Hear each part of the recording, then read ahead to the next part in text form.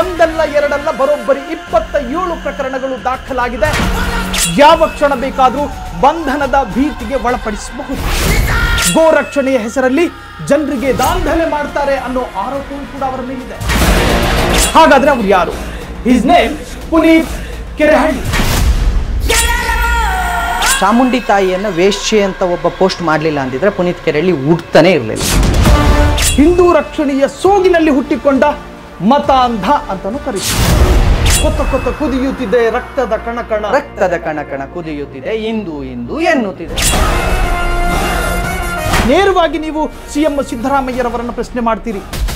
ಅದೇ ವೀರ ಸಾವರ್ಕರ್ ಬಗ್ಗೆ ನೀವು ಗೌರವದಿಂದ ಮಾತಾಡಿ, ನಾನು ನಿಮಗೆ ಗೌರವ ಕೊಡ್ತೀನಿ. ರಾಷ್ಟ್ರಪಿತ ಮಹಾತ್ಮ ಗಾಂಧಿ, ಸಾವರ್ಕರ್, ನಾಥೂರಾಮ್ ಗೋಡ್ಸೆ, ಈ ಮೂರರಲ್ಲಿ ಒಬ್ಬರನ್ನ ಮಾತ್ರ ಆಯ್ಕೆ ಮಾಡ್ಕೋಬೇಕು ಪುನೀತ್. ಅವರ ಹಿಂದೆ ಇರುವಂತಹ ಹಿನ್ನೆಲೆ ಮತ್ತು ವಿವಾದ, ಅದರ ಪರಿಜ್ಞಾನ ಇಟ್ಕೊಂಡು ಹೇಳ್ತಾ ಇದ್ದೀರಾ?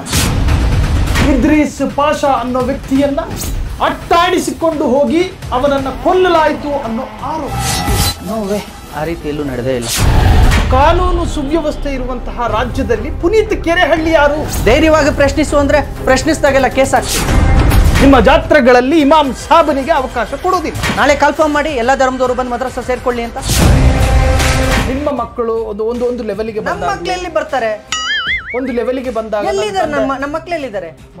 ಎಲ್ಲಿ ಮದುವೆ? ನಮಗೇನಕ್ಕೆ ಮದುವೆ? ಪುನೀತ್ ಕೆರೆಹಳ್ಳಿಗೆ ಹುಡುಗಿ ಯಾಕೆ ಕೊಡಲ್ಲ ಅಂದ್ರೆ ಅವನು ಸದಾ ಜೈಲಲ್ಲಿ ಇರ್ತಾನೆ. 27 ಕೇಸು ಅನ್ನಲ್ಲ, ಅವೆಲ್ಲ FIRಗಳು, ಚಾರ್ಜ್ ಶೀಟ್ಗಳು. ಹೋರಾಟಗಾರನಾಗಿ ಹುಟ್ಟಿದ್ದೀನಿ, ಹೋರಾಟಗಾರನಾಗಿ ಸಾಯ್ತೀವಿ ಹೊರತು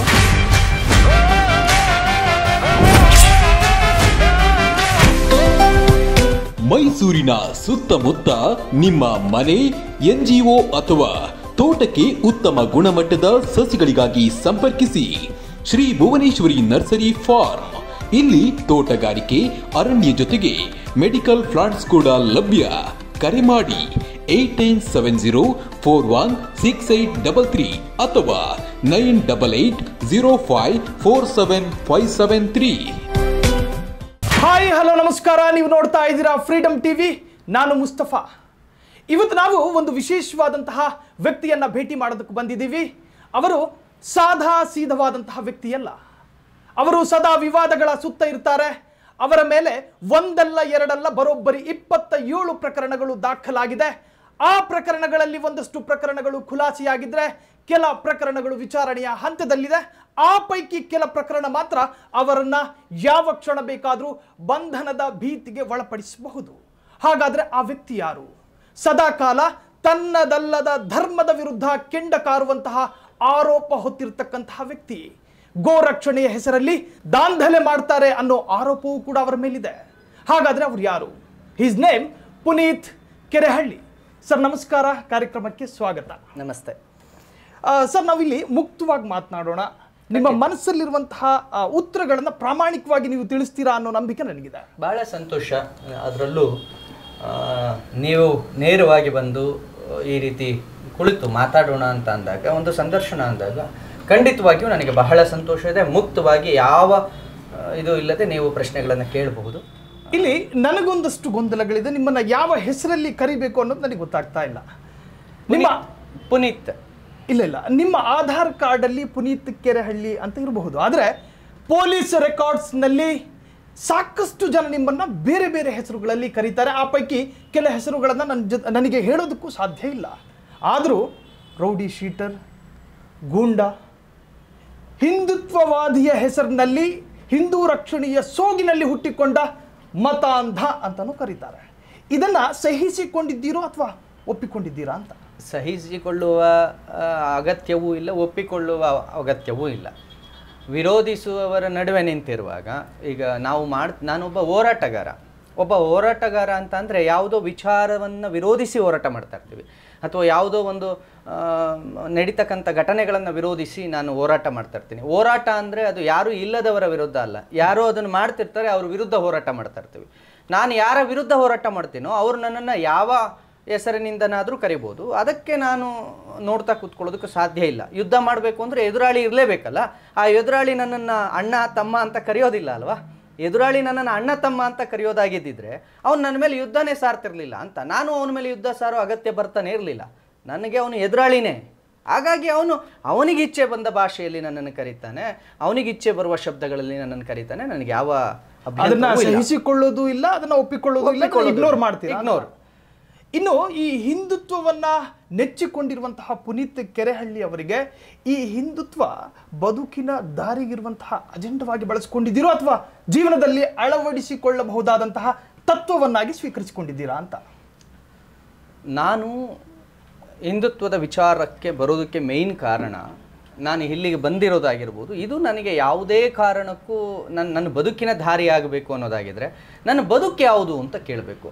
ಇದು ನನ್ನ ಬದುಕಿನ ದಾರಿ ಅಂತ ಹೇಳೋದಾದರೆ ಆ ದಾರಿಲಿ ನಾನು ಎಲ್ಲಿಗೆ ಹೋಗೋಕೆ ಹೊರಟಿದ್ದೀನಿ ಅದನ್ನಾದರೂ ಕ್ಲಾರಿಫೈ ಯಾರಾದರೂ ಮಾಡಬೇಕು. ನನ್ನ ಬದುಕಿನ ದಾರಿ ಅಲ್ವಲ್ಲ ಹಿಂದುತ್ವ, ನನ್ನ ಬದುಕೇ ಹಿಂದುತ್ವ.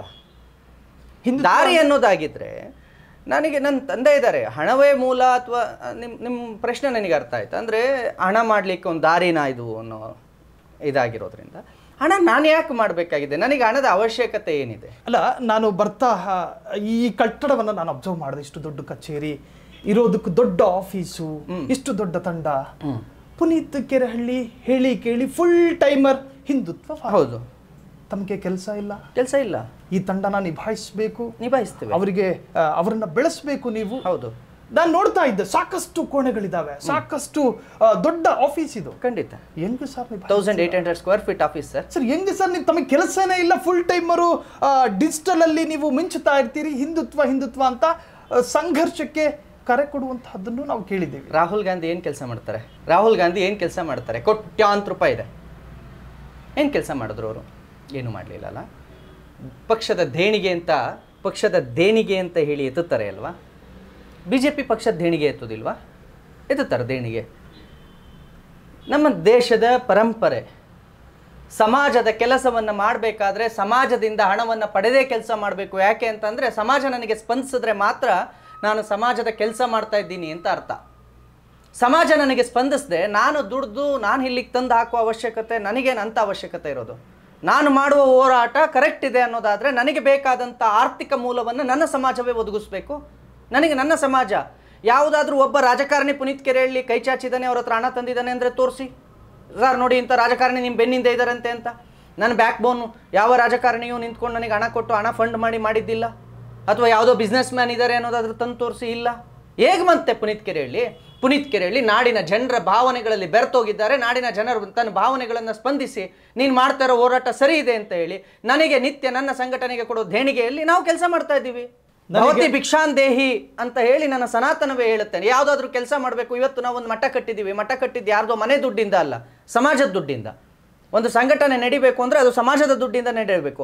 ಇವತ್ತಿನ ನನ್ನ ಪ್ರತಿಯೊಬ್ಬ ಹಿಂದೂ ಕಾರ್ಯಕರ್ತರು ಕೂಡ ನನಗೆ ಪ್ರತಿ ತಿಂಗಳು ಅವರು ದುಡಿದಿದ್ರಲ್ಲಿ 5-10 ರೂಪಾಯಿಗಳನ್ನು ಕೊಡ್ತಾರೆ. ನಾವು ಕೆಲಸ ಮಾಡ್ಕೊಂಡು ಹೋಗ್ತಾ ಇದ್ದೀವಿ. ಸಿಂಪಲ್.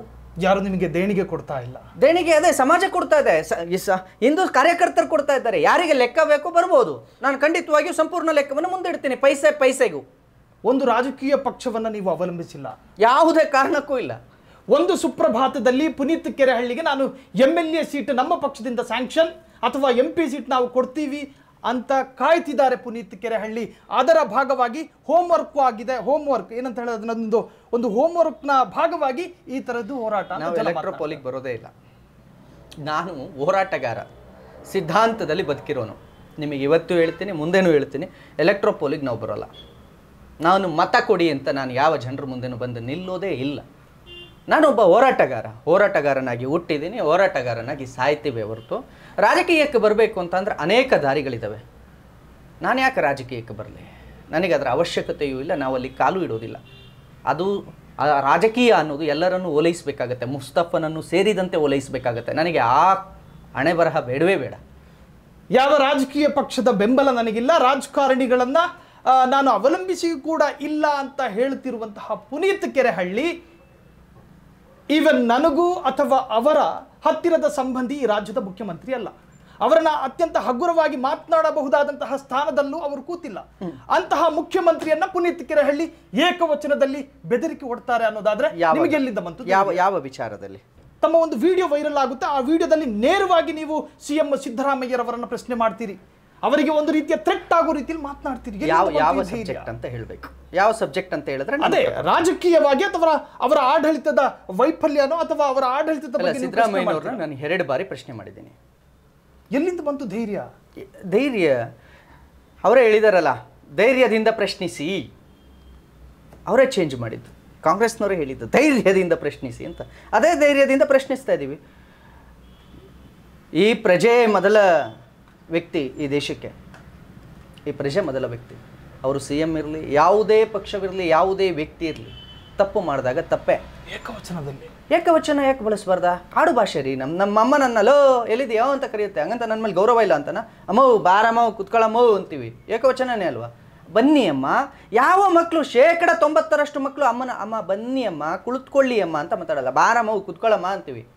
ಆಡು ಭಾಷೆ, ಎಷ್ಟೊಂದು ಆಡು ಭಾಷೆ. ಸಿದ್ದರಾಮಯ್ಯನವರಿಗೆ ಅವರು ಬಳಸಿದ ಭಾಷೆಗಳ ಮೇಲೆ ಅವ್ರಿಗೆ ಹಿಡ್ತಾ ಇದ್ದಿದ್ರೆ ನಾಡಿನ ಜನರು ಕೂಡ ಅವರನ್ನ ಭಾಷೆಯನ್ನು ಇಟ್ಟೆ ಮಾತಾಡಿಸ್ತಿದ್ರು ಅನ್ಸುತ್ತೆ. ಯಾಕೆ ಯು ಟಿ ಖಾದರ್ನ ನಾವು ಆ ರೀತಿ ಮಾತಾಡ್ಸಲ್ಲ? ಯಾಕೆ ನಾವು DK ಶಿವಕುಮಾರ್ನ ಆ ರೀತಿ ಮಾತಾಡ್ಸಲ್ಲ? ಅವರು ನಿಮಗೆ ಸಮಾಧಾನ ಪಡಿಸೋ ರೀತಿಯಲ್ಲಿ ಇದ್ದಾರೆ ಅನ್ಸುತ್ತೆ. ಸಮಾಧಾನ ಅಲ್ಲ, ಅವರು ಮಾತಾಡುವ ಅಂದರೆ ಅವರು ಆನ್ ಸ್ಕ್ರೀನ್ನಲ್ಲಿ ಅಥವಾ ಯಾವುದಾದ್ರೂ ಮಾಧ್ಯಮಗಳ ಮುಂದೆ ಅಥವಾ ಮತ್ಯಾವುದೋ ವೇದಿಕೆಗಳ ಮೇಲೆ ಹೇಳಿಕೆಗಳನ್ನು ಕೊಡಬೇಕಾದ್ರೆ ಅಹಂಕಾರ ಇರೋದಿಲ್ಲ ಅಂತ. ಮಾತಾಡಬೇಕಾದ್ರೆ ಭಾಳ ಸ್ಪಷ್ಟತೆಯಿಂದ ಹೇಳ್ತಾರೆ. ವೀರ ಸಾವರ್ಕರ್ ಅವ್ರ ಬಗ್ಗೆ ಮಾತಾಡಬೇಕಾದ್ರೆ ಗೌರವ ಕೊಡಿ ಮೊದಲು. ನಿಮಗೆ ವಿವಾದಿತ ವ್ಯಕ್ತಿ ಇರ್ಬೋದು, ನಮಗಲ್ಲ. ಗೌರವ ಕೊಡಿ ಮೊದಲು. ವೀರ ಸಾವರ್ಕರ್ ಅವರು ಅಂತ ಮಾತಾಡಿ. ನಿಮ್ಮದೇ ಪಕ್ಷ ಅವರನ್ನು ಸ್ಟಾಂಪ್ ಪೇಪರ್ ಮೇಲೆ ಪ್ರಿಂಟ್ ಮಾಡಿದೆ, ನಾವಲ್ಲ. ನೆಹರು ಅವರು ವೀರ ಸಾವರ್ಕರ್ ಅವ್ರಿಗೆ, ಇಂದಿರಾ ಗಾಂಧಿ ಅವರು ವೀರ ಸಾವರ್ಕರ್ ಅವ್ರಿಗೆ ಏನು ಕೊಡುಗೆ ಕೊಟ್ಟಿದ್ದಾರೆ, ಏನು ಅವ್ರ ಬಗ್ಗೆ ಅಭಿಪ್ರಾಯ ಇಟ್ಟಿದ್ದಾರೆ ಅನ್ನೋದು ನೀವು ಕಲ್ತ್ಕೊಳ್ಳಿ. ಅದೇ ವೀರ ಸಾವರ್ಕರ್ ಬಗ್ಗೆ ನೀವು ಗೌರವದಿಂದ ಮಾತಾಡಿ, ನಾನು ನಿಮಗೆ ಗೌರವ ಕೊಡ್ತೀನಿ. ಒಬ್ಬ ಸ್ವಾತಂತ್ರ್ಯ ಹೋರಾಟಗಾರನಿಗೆ ಗೌರವ ಕೊಡದ ಮುಖ್ಯಮಂತ್ರಿ ಆದ್ರೇನು, ಮಾಜಿ ಮುಖ್ಯಮಂತ್ರಿ ಆದ್ರೇನು, ಅವರು ಯಾರಾದ್ರೇನು, ಯಾವುದ ಪಕ್ಷ ಆದ್ರೇನು, ಸ್ವಾತಂತ್ರ್ಯ ಹೋರಾಟಗಾರರಿಗೆ ಗೌರವ ಕೊಡೋದಿಲ್ಲ ಅನ್ನೋದಾದ್ರೆ ಈ ದೇಶದ ಯಾವ ವ್ಯಕ್ತಿಯು ಸ್ವಾತಂತ್ರ್ಯ ಹೋರಾಟಗಾರರಿಗೆ ಗೌರವ ಕೊಟ್ಟಿಲ್ಲ ಅಂದ್ರೆ ಆ ವ್ಯಕ್ತಿಗೆ ಗೌರವ ಕೊಡುವ ಅಗತ್ಯ ಇಲ್ಲ. ಅಬ್ದುಲ್ ಕಲಾಂ ಅವರಿಗೆ ಯಾರಾದ್ರೂ ಗೌರವ ಕೊಡಲಿಲ್ಲ ಅಂದ್ರೆ ಆ ವ್ಯಕ್ತಿಗೆ ನಾನು ಗೌರವ ಕೊಡೋದಿಲ್ಲ. ಯಾಕೆ ಅಂತ ಅಂದ್ರೆ ಅಂತ ವ್ಯಕ್ತಿತ್ವ ಇದೆ ಆ ವ್ಯಕ್ತಿಗೆ. ಆ ವ್ಯಕ್ತಿಗೆ ಗೌರವ ಕೊಡದೇ ಇರೋ ವ್ಯಕ್ತಿಗೆ ನಾನು ಯಾಕೆ ಗೌರವ ಕೊಡ್ಲಿ? ನೀವೇ ಹೇಳಿ. ಯಾರಾದ್ರೇನು ಗೌರವ ಕೊಡಬೇಕಾಗಿರೋದು ನಮ್ಮ ಆದ್ಯ ಕರ್ತವ್ಯ. ಯಾವುದೋ ಮಹಾರಾಷ್ಟ್ರದಲ್ಲಿ ವೀರ ಸಾವರ್ಕರ್ ಅವರಿಗೆ ಭಾರತ ರತ್ನ ಕೊಡ್ತಾರೆ ಅಂದರೆ ಕರ್ನಾಟಕದಲ್ಲಿ ಮಾಜಿ CM ಆಗಿದ್ದಂಥ ಸಿದ್ದರಾಮಯ್ಯನವರಿಗೆ ಅವಶ್ಯಕತೆ ಏನಿತ್ತು? ಅವನೊಬ್ಬ ಕೊಲೆಗಾರ ಅನ್ನೋದು ಅವಶ್ಯಕತೆ ಏನಿತ್ತು? ವೀರ ಸಾವರ್ಕರ್ ಅವ್ರನ್ನ ಕೊಲೆಗಾರ ಅಂತ ಏಕವಚನದಲ್ಲಿ ಸಂಬೋಧಿಸುವ ಅವಶ್ಯಕತೆ ಏನಿತ್ತು? ಯಾಕೆ ಭೂಮಿ ಮೇಲೆ ವೀರ ಸಾವರ್ಕರ್ ಅವರು ಈಗಿಲ್ಲ ನಿಮ್ಮ ಪ್ರಶ್ನೆಗಳಿಗೆ ಉತ್ತರ ಕೊಡೋಕೆ ಅಂತನಾ? ವೀರ ಸಾವರ್ಕರ್ ಅವರು ಇಲ್ಲದೆ ಇರ್ಬೋದು. ವೀರ ಸಾವರ್ಕರ್, ರಾಜ್ಗುರು, ಸುಖದೇವ್, ಭಗತ್ ಸಿಂಗ್, ಚಂದ್ರಶೇಖರ್ ಆಜಾದ್ರ ಅವರನ್ನು ನೋಡಿ ಬೆಳೆದಂಥವ್ರು, ಅವರ ಹೋರಾಟಗಳನ್ನು ಕೇಳಿ ಬೆಳೆದಂಥವ್ರು ನಾವಿದ್ದೀವಿ ಅವ್ರಿಗೆ ಉತ್ತರ ಕೊಡೋದಕ್ಕೆ. ನೀವು ಅವರನ್ನು ಏಕವಚನದಲ್ಲಿ ಸಂಬೋಧಿಸಿದ್ದೆ ಆದರೆ ನಾವು ನಿಮ್ಮನ್ನು ಏಕವಚನದಲ್ಲಿ ಸಂಬೋಧಿಸ್ತೀವಿ, ನೀವು ತೊಡ್ಕೊಳ್ಳಿ ನೋಡೋಣ. ನಿಮಗೆ ಕೋಪ ಬರುತ್ತಾ? ನನಗೆ ಕೋಪ ಬರೋದಿಲ್ವಾ? ಒಬ್ಬ ಸಾಮಾನ್ಯ ವ್ಯಕ್ತಿಯಾಗಿ ನನಗೆ ಕೋಪ ಬಂದಿದ್ದು ಸಹಜ. 2 ಕಾಳಪಾನಿ ಶಿಕ್ಷೆಗಳನ್ನು ಅನುಭವಿಸಿದ್ದಾರೆ, ಕರಿ ನೀರಿನ ಶಿಕ್ಷೆಯನ್ನು ವೀರ ಸಾವರ್ಕರ್ ಅನುಭವಿಸಿದ್ದಾರೆ. ಅವ್ರ ಬಗ್ಗೆ ಮಾತಾಡಿದಾಗ ನನಗೆ ನೋವಾಗಿದ್ದು ನಿಜ. ಅದಕ್ಕೆ ನೀವು ಏಕವಚನದಲ್ಲಿ ಮಾತಾಡಿದ್ರೆ ಹೇಗೆ ಕೋಪ ಬರುತ್ತೆ? ಹೌದು, ಜೈಲಿಗೆ ಹೋಗಿದ್ರು ಅಥವಾ ಅಲ್ಲಿ ಕುಳಿತಿದ್ರು ಅಥವಾ ಗಾಂಧಿ ಹತ್ಯೆಯಲ್ಲಿ ಇವರು ಆರೋಪಿಯಾಗಿದ್ರು ಅನ್ನೋ ಕಾರಣಕ್ಕೆ ನೀವು ಅವರನ್ನು ಕೊಲೆಗಾರ ಅಂತ ಕರೆಯೋದಾದರೆ, what about Indira Gandhi? High court ತೀರ್ಪು ಕೊಟ್ಟಾದ ಮೇಲಲ್ವ ಇಂದಿರಾ ಗಾಂಧಿ ತನ್ನ ಸೀಟಿನಿಂದ ಕೆಳಿಬೇಕಾಗಿ ಬಂದಿದ್ದು? ಹೈಕೋರ್ಟ್ ತೀರ್ಪು ಕೊಟ್ಟ ಮೇಲೆ ನೀವು ತಪ್ಪು ಮಾಡಿದ್ದೀರಾ ಅಂತ ಹೈಕೋರ್ಟ್ ತೀರ್ಪೇ ಕೊಡ್ತಲ್ಲ. ಅದೇ ಕೋರ್ಟ್ಗಳು, ಅದೇ ನ್ಯಾಯಾಲಯಗಳು ವೀರ ಸಾವರ್ಕರ್ನ ಕೊಲೆಗಾರ ಅಲ್ಲ ಅಂತ ಹೇಳಿ ಕಳಿಸಿದೆ. ಅಂಥ ವ್ಯಕ್ತಿಯನ್ನು ನೀವು ಕೊಲೆಗಾರ ಅನ್ನೋದಾದರೆ ವಾಟ್ ಅಬೌಟ್ ಇಂದಿರಾ ಗಾಂಧಿ? ಮಾತಾಡಿ. ಇಂದಿರಾ ಗಾಂಧಿ ಅವರಿಗೆ ಯಾವತ್ತಾದರೂ ಏಕವಚನದಲ್ಲಿ ಸಂಬೋಧಿಸ್ತೀರಾ? ಇಂದಿರಾ ಗಾಂಧಿ ಅವರನ್ನ? ಮೋದಿ ಅವರನ್ನಾದರೆ ಏಕವಚನದಲ್ಲಿ ಸಂಬೋಧಿಸ್ತೀರಾ?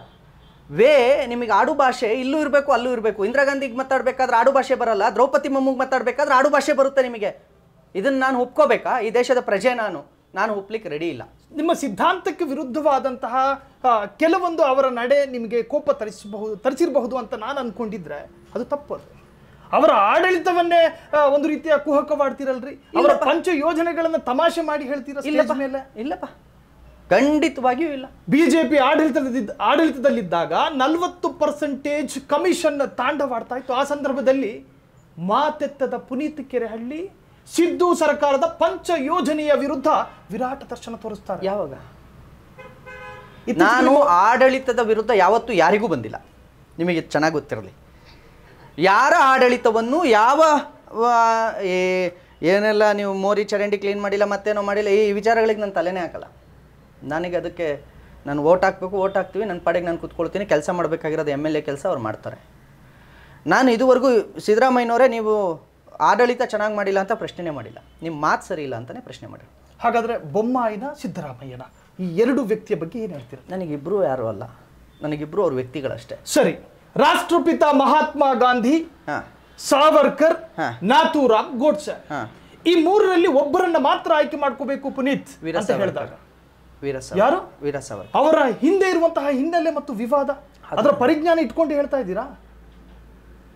ನನಗೆ ಮಹಾತ್ಮನಿಗಿಂತ ಹೆಚ್ಚು ವೀರ ಸಾವರ್ಕರ್. ರಾಷ್ಟ್ರಪಿತ ಮಹಾತ್ಮ ಗಾಂಧೀಜಿ, ನೀವು ರಾಷ್ಟ್ರಪಿತ ಅಂದ್ಬಿಟ್ರೆ ನಾನೇ ಒಪ್ಕೊಳ್ಳಿ.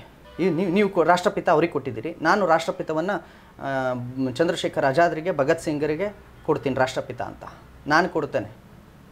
ಅವರ ಹಿಂದಿರುವಂತಹ ವಿವಾದಗಳು, ಅವರನ್ನ ವಿವಾದ ಎಲ್ರಿಗೂ ಇದೆ ರೀ. ಸಿದ್ದರಾಮಯ್ಯನವ್ರಿಗೆ ವಿವಾದ ಇದೆ, ನೀವು ಗೌರವ ಕೊಡಿ ಅಂತೀರಾ. ಮತ್ತೆ ಇಂದಿರಾ ಗಾಂಧಿ ಅವ್ರಿಗೆ ವಿವಾದ ಇದೆ, ಗೌರವ ಕೊಡಿ ಅಂತೀರಾ? ವಿವಾದ ಯಾರಿಗಿಲ್ಲ.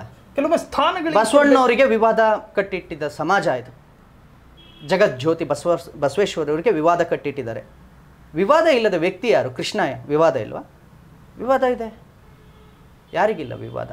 ಇನ್ನು ಪುನೀತ್ ಕೆರೆಹಳ್ಳಿ ಒಂದಷ್ಟು ದಿನ ಭರತ್ ಶೆಟ್ಟಿಯ ಜೊತೆ ಇರ್ತಾರೆ, ಕೆಲ ದಿನ ಪ್ರಶಾಂತ್ ಸಂಬರ್ಗಿ ಜೊತೆ ಹೊಂದ್ಕೊಂಡು ಹೋಗ್ತಾರೆ, ಇನ್ನಷ್ಟು ದಿನ ಬೇರೆ ವ್ಯಕ್ತಿನ ಹುಡುಕ್ತಾರೆ.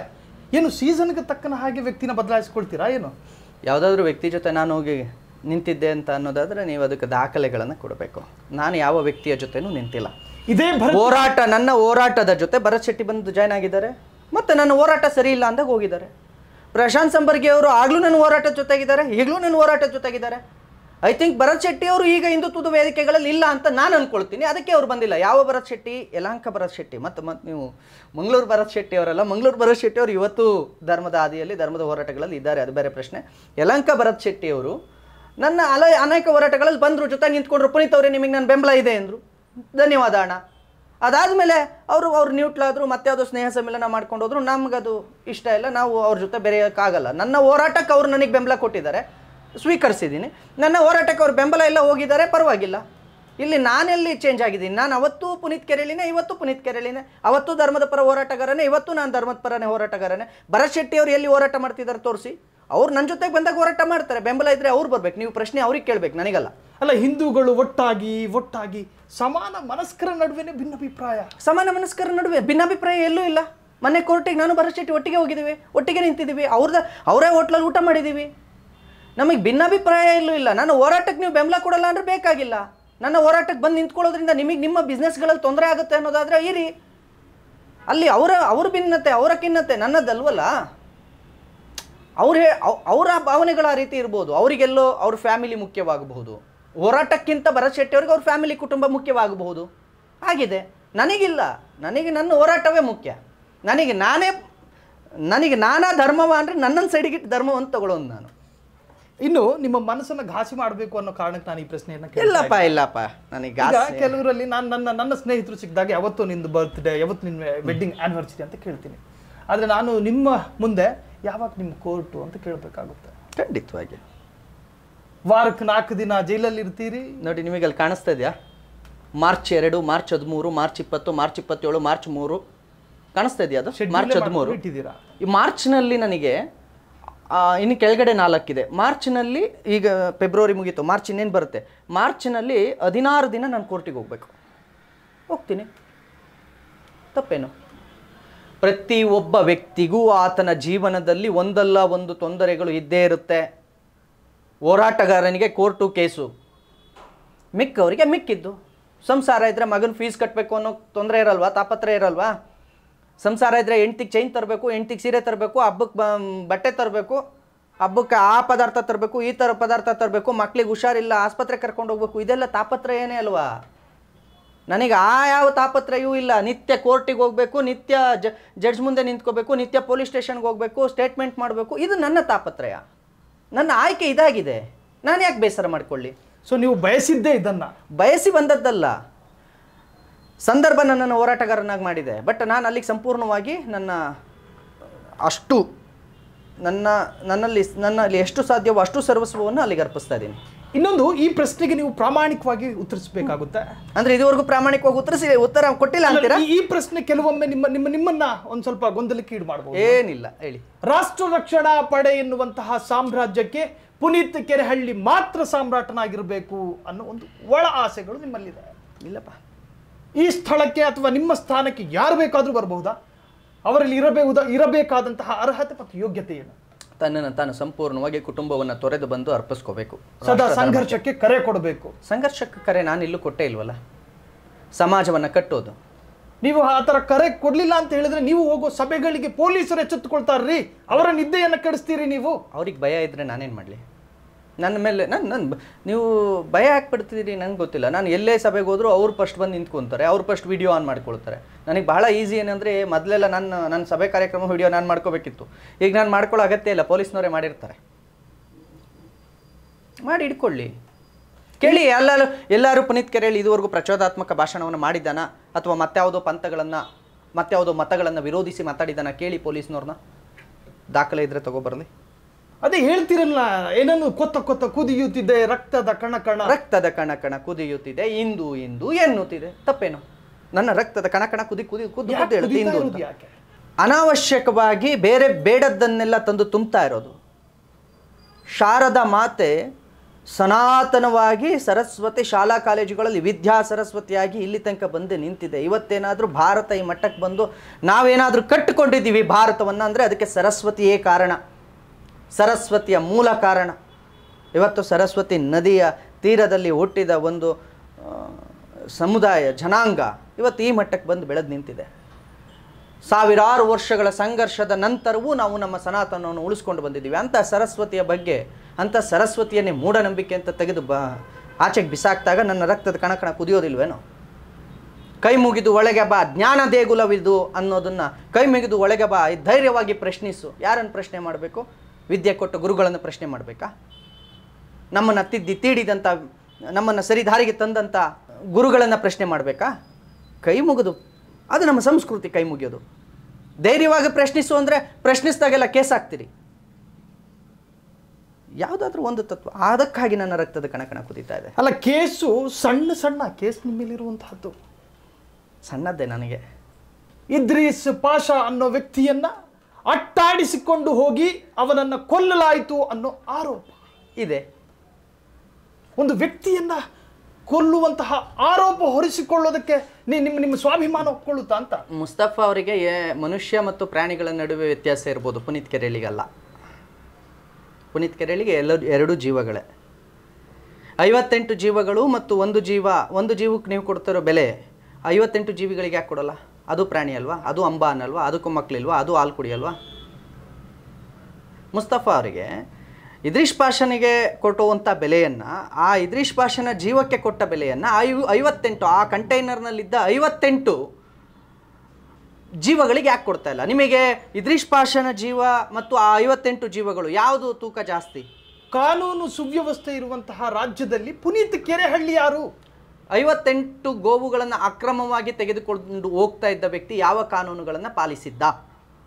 ಅದನ್ನ ಪ್ರಶ್ನೆ ಮಾಡೋದಕ್ಕೆ ಕಾನೂನು ಸುವ್ಯವಸ್ಥೆ ಅನ್ನೋದು ಕಾನೂನು ನನಗೆ ರೈಟ್ಸ್ ಇದೆ. We have rights to protect our law. ನಾವು ನಮ್ಮ ಸಂವಿಧಾನವನ್ನು, ನಮ್ಮ ಕಾನೂನುಗಳನ್ನು ಪ್ರೊಟೆಕ್ಟ್ ಮಾಡ್ಕೊಳ್ಳೋದು. ಎಲ್ಲಾದರೂ ಕಾನೂನು ಮೀರಿದಾಗ we are the first police. Not police ಠಾಣೆನೇ ಆಗಬೇಕಾಗಿಲ್ಲ, ಕಾಕಿ ಧರಿಸಿದ ವ್ಯಕ್ತಿನೇ ಆಗಬೇಕಾಗಿಲ್ಲ ಪ್ರಶ್ನೆ ಮಾಡೋದಕ್ಕೆ. ಯಾವ ತರಹದ ಪ್ರೊಟೆಕ್ಟ್? ಬಲಗೈಯಲ್ಲಿ ದೊಣ್ಣೆಯನ್ನು ಇಟ್ಟುಕೊಂಡು ರಸ್ತೆಯಲ್ಲಿ ಅಡ್ಡಾದಿಡ್ಡಿ ಓಡಿ ಆತನನ್ನ ಭಯಪಡಿಸಿ ಆತ ಎಸ್ಕೇಪ್ ಆಗುವವರೆಗೂ ಆತನನ್ನ ಹಿಂಬಾಲಿಸೋದ? ನೋವೇ, ಆ ರೀತಿ ಎಲ್ಲೂ ನಡೆದೇ ಇಲ್ಲ. ವಿಡಿಯೋಗಳಲ್ಲಿ ಇನ್ನೂ ಕೂಡ ದೃಶ್ಯ ಜೀವಂತ. ವಿಡಿಯೋಗಳು ಕ್ರಾಫ್ಟ್ ಅಂಡ್ ಮರ್ಜ್ ಆಗಿರ್ತವೆ. ಆ ವಿಡಿಯೋಗಳು, ಸೋಷಿಯಲ್ ಮೀಡಿಯಾ ವಿಡಿಯೋಗಳು ಕ್ರಾಫ್ಟ್ ಮಾಡಿ ಮರ್ಜ್ ಮಾಡಿ ಅವ್ರಿಗೆ ಬೇಕಾದಂತೆ ತೋರಿಸಿರ್ತಾರೆ. ನಾವು ಇದುವರೆಗೂ ಹಿಡಿದಿರೋ ವ್ಯಕ್ತಿಗಳಾಗಿರ್ಬೋದು, ಎಲ್ಲೇ ಆಗಿರ್ಬೋದು ಅಥವಾ ಗೋವುಗಳಾಗಿರ್ಬೋದು, ಅವನ್ನು ತುಂಬ ಚೆನ್ನಾಗಿ ನಾವು ಅದನ್ನು ಸ್ಟೇಷನ್ಗೆ ಒಪ್ಪಿಸ್ತೀವಿ, ಸ್ಟೇಷನಿಂದ ತೊಗೊಂಡು ಹೋಗ್ತೀವಿ, ಗೋಶಾಲೆಗೆ ಬಿಡ್ತೀವಿ, ವ್ಯಕ್ತಿಗಳನ್ನು ಅವ್ರು ಕರ್ಕೊಂಡೋಗಿ ಸ್ಟೇಷನಿಗೆ ಬಿಡ್ತಾರೆ, ಅಲ್ಲಿಂದ ನ್ಯಾಯಾಲಯಕ್ಕೆ ಬಿಡ್ತಾರೆ. ಕಾನೂನಾತ್ಮಕವಾಗಿ ಎಲ್ಲವೂ ನಡೆದಿದೆ. ಕಾನೂನನ್ನು ಮೀರಿ ಎಲ್ಲಿಯೂ ನಡೆದಿಲ್ಲ. ಎಲ್ಲೋ ಏನೋ ಯಾವುದೋ ಒಂದು ಪ್ರಕರಣ ಆಯಿತು ಅಂತೇಳಿ ಅದನ್ನು ನನ್ನ ತಲೆಗೆ ಕಟ್ಟುವ ಕೆಲಸ ಮಾಡಿದ್ರೆ ಅದಕ್ಕೆ ನಾನು ಜವಾಬ್ದಾರಿನೂ ಅಲ್ಲ. ಅದಕ್ಕೆ ನ್ಯಾಯಾಲಯದಲ್ಲಿ ಉತ್ತರ ಕೊಡ್ತೀನಿ. ನ್ಯಾಯಾಲಯ ಇದೆ, ಅದಕ್ಕೆ ಅದೇ ಸಂವಿಧಾನದಲ್ಲಿ ಉತ್ತರ ಕೊಡೋಣ ಬಿಡಿ, ಕಾನೂನಲ್ಲಿ ಉತ್ತರ ಕೊಡೋಣ. ಕಾನೂನು ಚೌಕಟ್ಟಿರೋದೇನಕ್ಕೆ? ತಪ್ಪು ಮಾಡಿದರೆ ಶಿಕ್ಷೆ ಕೊಡೋಕ್ಕೆ ಕೊಡುತ್ತೆ ಬಿಡಿ. ತಪ್ಪು ಮಾಡಿದರೆ, ತಪ್ಪು ಮಾಡಿಲ್ಲ ಅಂದರೆ ಬಿಡುತ್ತೆ. ಗೋವನ್ನ ಹತ್ಯೆ ಮಾಡಬೇಡಿ ಅಂತ ಹೇಳ್ತಾರೆ ಪುನೀತ್ ಕೆರೆಹಳ್ಳಿ. ಆದರೆ ವಯಸ್ಸಾದ ಎತ್ತುಗಳನ್ನ ಏನು ಮಾಡಬೇಕು ಅಂತ ಬಡ ರೈತರಿಗೆ ಹೇಳಿಕೊಡುವುದಿಲ್ಲ ಪುನೀತ್. ಯಾರು ಹೇಳಿದ್ದು? ಈಗ ಅದಕ್ಕೆ ನಾನು ಹೇಳಿದ್ದು ಸನಾತನ ಬರಬೇಕು ಅಂತ. ನನ್ನ ಸನಾತನ, ನನ್ನ ಭಗವದ್ಗೀತೆ, ನನ್ನ ರಾಮಾಯಣ ಮೊದಲಿಂದನೂ ಹೇಳ್ಕೊಂಡು ಬಂದಿದೆ. ಬಸವಣ್ಣವ್ರು ಹೇಳ್ಕೊಂಡು ಬಂದಿದ್ದಾರೆ ಏನಂತ, ಯಾವ ರೀತಿ ಬದುಕಬೇಕು, ಯಾವ ರೀತಿ ಇರಬೇಕು, ಯಾವ ರೀತಿ ಪೋಷಿಸಬೇಕು, ನಮಗೆ ಆಧಾರವಾದಂಥ ನಮ್ಮ ತನವನ್ನು ಉಳಿಸ್ಕೊಂಡು ಬರಬೇಕಾದಾಗ ಮತ್ತು ನಮಗೆ ಪೂರಕವಾದ ವ್ಯವಸ್ಥೆಗಳು, ನಮಗೆ ಪೂರಕವಾದ ಜೀವಿಗಳನ್ನು ಯಾವ ರೀತಿ ರಕ್ಷಿಸಬೇಕು ಅಂತ. ನಿಮಗೆ ಬೇಕಾದ ಹಾಗೆಲ್ಲ ದುಡಿಸ್ಕೊಂಡು ಅದು ನಿಮಗಿನ್ನು ಬರಲ್ಲ ಅಂದಾಗ ಮಾರೋದಕ್ಕೆ ಅದು ನಮ್ಮ ಮನುಷ್ಯತ್ವ ಅಲ್ಲ. ಈ ಭಾರತದ ಮಣ್ಣಿನ ಪರಂಪರೆ ಅಲ್ವೇ ಅಲ್ಲ.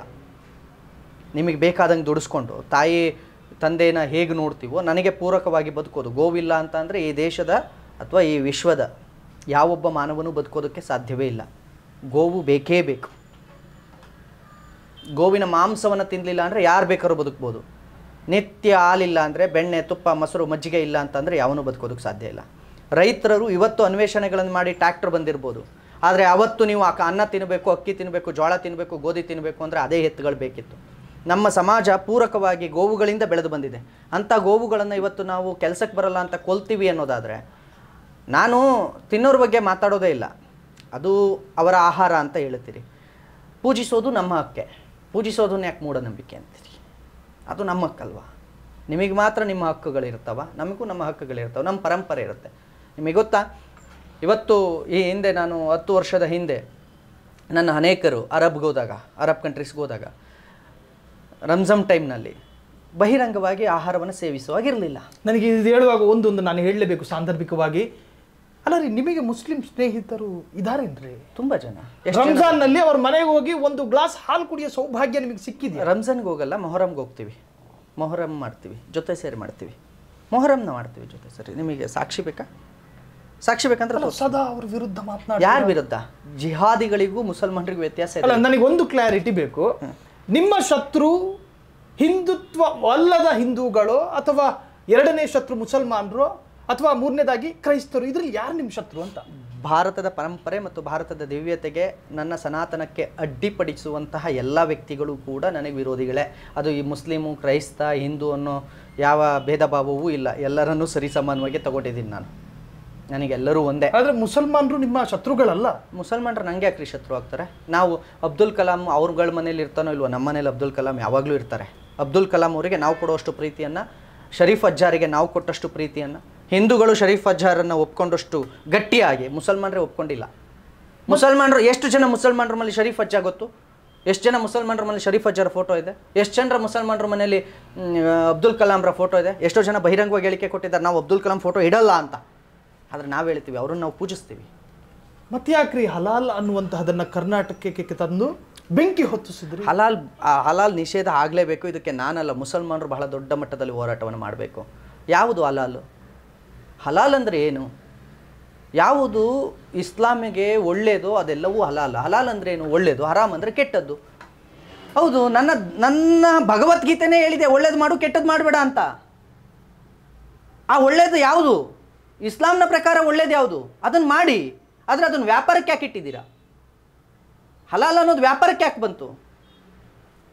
ಇಲ್ಲೇ ಇದಾವಲ್ಲ ನಿಮಗೆ ಕಾಣುವಂತಹ ವೆಜ್ ಪದಾರ್ಥಗಳಿವು. Gobi manchuri packet, salt, black salt packet, ಇದ್ರ ಮೇಲೆ ಹಲಾಲ್ ಸ್ಟಿಕ್ಕರ್ ಯಾಕಿದೆ? ಸೇಲ್ ಓನ್ಲಿ ಭಾರತದಲ್ಲಿ ಮಾತ್ರ ಸೇಲ್ ಆಗೋ ಪ್ರಾಡಕ್ಟ್ ಇವು, ಹೌದಾ ಅಲ್ವೋ? ಯಾಕೆ ಬಂತು ಇದ್ರ ಮೇಲೆ ಹಲಾಲ್ ಸ್ಟಿಕ್ಕರು? ನನಗೆ ಹೇಳಿ ಇದಕ್ಕೆ. ಇದನ್ನು ನಾನು ವಿರೋಧಿಸ್ತೀನಿ.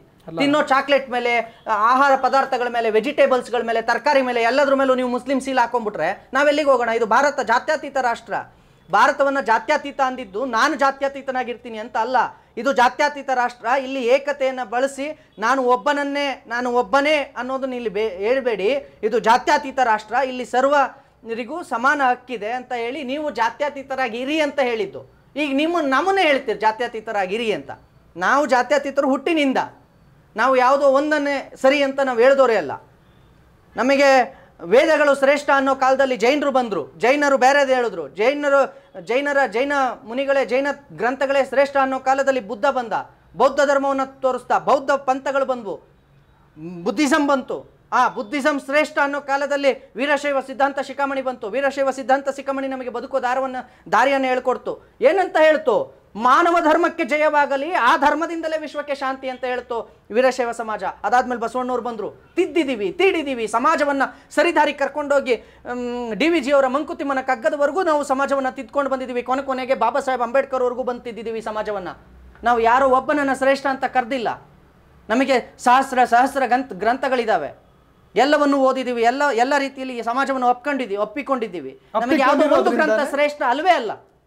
ಒಂದು ಗ್ರಂಥ ಶ್ರೇಷ್ಠ, ಒಂದು ದೇಶ ಶ್ರೇಷ್ಠ, ಒಂದು ಮಣ್ಣು ಶ್ರೇಷ್ಠ ಅಂತ ನಾವು ಯಾವತ್ತೂ ಹೇಳಲಿಲ್ಲ. ನಮಗೆಲ್ಲವೂ ಶ್ರೇಷ್ಠ.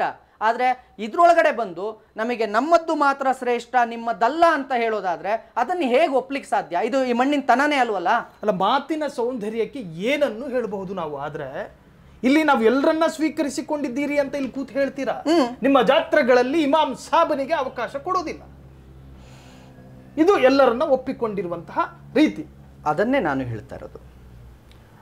ನಾನು ಯಾಕೆ ಇದನ್ನು ಹೇಳ್ತಾ ಇದ್ದೀನಿ ಬಹಳ ಸ್ಪಷ್ಟವಾಗಿ. ಬನ್ನಿ, ನಾನು ಸಿದ್ಧಗಂಗಾ ಮಠಕ್ಕೆ ಕರ್ಕೊಂಡು ಹೋಗ್ತೀನಿ. 30% ಮುಸಲ್ಮಾನರನ್ನು ತೋರಿಸ್ತೀನಿ. ಬನ್ನಿ, ಗವಿಸಿದ್ದೇಶ್ವರ, ಕೊಪ್ಪಳದ ಗವಿಸಿದ್ದೇಶ್ವರ ಮಠಕ್ಕೆ ಕರ್ಕೊಂಡು ಹೋಗ್ತೀನಿ. 30% ತೋರಿಸ್ತೀನಿ. ಪುಟ್ಟರಾಜು ಗವಾಯಿ ಅವರ ಮಠಕ್ಕೆ ಕರ್ಕೊಂಡು ಹೋಗ್ತೀನಿ. 50% ಮುಸಲ್ಮಾನರನ್ನು ತೋರಿಸ್ತೀನಿ. ಒಂದು ಮದ್ರಸದಲ್ಲಿ ಒಬ್ಬ ಹಿಂದೂವನ್ನು ತೋರಿಸಿ. ಒಂದು ಮದ್ರಸದಲ್ಲಿ ಒಬ್ಬ ಹಿಂದೂವನ್ನು ತೋರಿಸಿ ಇತಿಹಾಸದಲ್ಲಿ. ನಾನು ಮದ್ರಸದಿಂದ ಓದಿ ಬಂದು ನಾನು ಕೆಲಸ ಮಾಡ್ತಾ ಇದ್ದೀನಿ ಅಂತ, ನಾನು ಇಂಥ ಜಾಬನ್ನು ತೊಗೊಂಡಿದ್ದೀನಿ, ನಾನು ಡಾಕ್ಟರ್ ಆಗಿದ್ದೀನಿ, ನಾನು ಇಂಜಿನಿಯರ್ ಆಗಿದ್ದೀನಿ, ಅಥವಾ ನಾನು ಯಾವುದೋ ರಾಜಕೀಯಕ್ಕೆ ಬಂದಿದ್ದೀನಿ, ಅಥವಾ ನಾನು ಇನ್ನೇನೋ ನನ್ನ ಬದುಕನ್ನು ಕಟ್ಕೊಂಡಿದ್ದೀನಿ ಅಂತ ಹೇಳೋ ಒಬ್ಬ ಹಿಂದೂವನ್ನು, ಅಥವಾ ಹಿಂದೂ ಬಿಟ್ಬಿಡಿ, ಒಬ್ಬ ಬೌದ್ಧನನ್ನು ಬಿಟ್ಬಿಡಿ, ಒಬ್ಬ ಜೈನನನ್ನು ಬಿಟ್ಬಿಡಿ, ಒಬ್ಬ ಸಿಖ್ಖನನ್ನು ನೀವು ಮದ್ರಸಗಳಿಂದ ಆಚೆಗೆ ಬಂದವರನ್ನು ತೋರಿಸಿ. ಹಂಗೇನಾದ್ರೂ ಕರ್ಕೊಂಡ್ರೆ ಅಲ್ಲಿ ಮತಾಂತರ ನಡೀತಾ ಇದೆ ಅಂತ ಈಗಲ್ಲ, ನೀವು ಈಗ ಯಾಕೆ ಹೇಳ್ತಾ ಇದ್ದೀರಾ? ಮದ್ರಸ ಇವತ್ತಲ್ಲ ಸ್ಟಾರ್ಟ್ ಆಗಿದ್ದು. ಮದ್ರಸಗಳಿಂದ ಆಗಿಂದ ಬರಬೇಕಿತ್ತು. ಈಗ ಹುಟ್ಟಿದ ಮೇಲೆ, ಯಾವುದೋ ಒಂದು ಪ್ರಶ್ನೆ ಹುಟ್ಟಿದ ಮೇಲೆ ನೀವು ಹಿಂಗೆ ಅಂತೀರಾ ಅಂತ ಹೇಳೋದಲ್ಲ. ಪ್ರಶ್ನೆ ಹುಟ್ಟೋಕೆ ಮುಂಚೆ ಯಾಕೆ ಮಾಡಲಿಲ್ಲ? ಮಾಡಬೇಕಿತ್ತು ನೀವು. ಆಗ ಇಲ್ಲಪ್ಪ ಇವ್ರು ನಮ್ಮವರು, ನಮ್ಮನ್ನು ಜೊತೆಗೆ ಸೇರಿಸ್ಕೊಳ್ತಾರೆ ಅಂತ ಹೇಳ್ಬೋದಿತ್ತು. ಯಾಕೆಂದರೆ ಮದ್ರಸದಲ್ಲಿ ಆ ಶಿಕ್ಷಣ ಆಗೋದೇ ಇಲ್ಲ. ಸಾಮಾನ್ಯ ಶಿಕ್ಷಣ ಮದ್ರಸದಲ್ಲಿ ಆಗೋದೇ ಆಗಿದ್ದರೆ ನಮ್ಮನ್ನು ಕರಿತಿದ್ರಿ, ಬನ್ನಿರಿ ನೀವುಗಳು ಸೇರ್ಕೊಳ್ಳಿ ಅಂತ. ನಾಳೆ ಕಾಲ್ಫಾರ್ಮ್ ಮಾಡಿ ಎಲ್ಲ ಧರ್ಮದವರು ಬಂದು ಮದ್ರಸ ಸೇರ್ಕೊಳ್ಳಿ ಅಂತ. ಇದು ಜಾತ್ಯತೀತತೆ ಮಾಡಿ ತೋರಿಸಿ. ನಾವು ತೋರಿಸ್ತೀವಿ. ನಿಮ್ಗೆ ಯಾವ ಶಾಲೆ ಬೇಕು? ಧರ್ಮಸ್ಥಳ ಬೇಕಾ? ಕಲ್ಲಡ್ಕ ಪ್ರಭಾಕರ್ ಶಾಲೆ ಬೇಕಾ? ಸಿದ್ಧಗಂಗಾ ಮಠ ಬೇಕಾ? ನಮ್ಮ ಆದಿಚುಂಚನಗಿರಿ ಮಠ ಬೇಕಾ? ಕಾಗಿನೆಲೆ ಮಠ ಬೇಕಾ? ಗವಿಸಿದ್ದೇಶ್ವರ ಮಠ ಬೇಕಾ? ಯಾವ ಮಠ ಬೇಕು ಮುಸ್ತಫಾ ಅವರೇ? ಎಲ್ಲಿಗೆ ಬೇಕಾದರೂ ಬನ್ನಿ, ನಿಮ್ಮ ಮಕ್ಕಳನ್ನು ಸೇರಿಸಿ ನಾವು ಓದಿಸ್ತೀವಿ. ನಮ್ಮ ಪರಂಪರೆ ಅದು. ಆದರೆ ನೀವು ಇಲ್ಲಿಗೆ ಬಂದು ನಿಮ್ಮ ಪ್ರತ್ಯೇಕತೆಯನ್ನು ಯಾಕೆ ಮಾಡ್ಕೊಂಡ್ರಿ? ನೀವು ಹಂಗೆ ಮಾಡ್ಕೊಂಡಿದ್ರಿಂದಲೇ ಅಲ್ವಾ ನಮಗೆ ಭಯ ಪಡ್ತಾ ಇರೋದು. ಅಲ್ಲಿ ಏನು ಕಲಿಸ್ತಾರೆ ಅನ್ನೋ ಭಯ. ಇಲ್ಲಿ ಹಲಾಲ್ ಅನ್ನೋದು ಅವರ ಆರ್ಥಿಕ ಸುಧಾರಣೆಗೋಸ್ಕರ ಅವರು ಕಟ್ಟಿಕೊಂಡಂತಹ ಒಂದು ಇದು ಆ ಕ್ಷೇತ್ರ ಅಂತ ನೀವು ಹೇಳ್ತೀರಾ. ಆದರೆ ಇಲ್ಲಿ ಪುನೀತ್ ಕೆರೆಹಳ್ಳಿಯ ಒಡೆತನದಲ್ಲಿ ಒಂದು ಚಿಕನ್ ಅಂಗಡಿ ಇದೆ ಅಂತ ಅಂದಿಟ್ಟುಕೊಳ್ಳಿ, ಅಲ್ಲ, ಅಥವಾ ಚಿಕನ್ ಅಂಗಡಿ ಇದೆ ಅಂತ ಅಂದ್ಕೊಳ್ಳಿ. ಅವರು ಹೇಳುವಂತಹದ್ದು ಒಬ್ಬ ಮುಸಲ್ಮಾನ ಅಲ್ಲಾಹನ ಹೆಸರು ಹೇಳಿಕೊಂಡು ಕುಯ್ಯಬೇಕು, ಅದು ಇಸ್ಲಾಮಿನ ಪದ್ಧತಿ. ಅಲ್ಲಿ ಮುಸಲ್ಮಾನನಿಗೆ ಹಣ ಆಗಬೇಕು ಅಂತ ಇದ್ದಿದ್ರೆ ಪುನೀತ್ ಕೆರೆಹಳ್ಳಿಯ ಒಡೆತನದಲ್ಲಿದ್ದಂತಹ ಚಿಕನ್ ಅಂಗಡಿಗೆ ಮುಸ್ಲಿಂ ಗ್ರಾಹಕ ಬರಬೇಕು ಅಂತೇನು ಇರಲಿಲ್ಲ. ಅವರು ಹೇಳೋದು ಇಷ್ಟೇ, ಯಾರು ಬೇಕಾದರೂ ಮಾಡಲಿ ಅಂಗಡಿಗಳನ್ನು, ಆದರೆ ನಮ್ಮ ಪದ್ಧತಿ ಅಂತ ಅದನ್ನು ಕುಯ್ಯಬೇಕಾದ್ರೆ ಹಲಾಲು ರೂಪದಲ್ಲಿ ಕುಯ್ದು ಕೊಟ್ಟರೆ ಸಾಕು.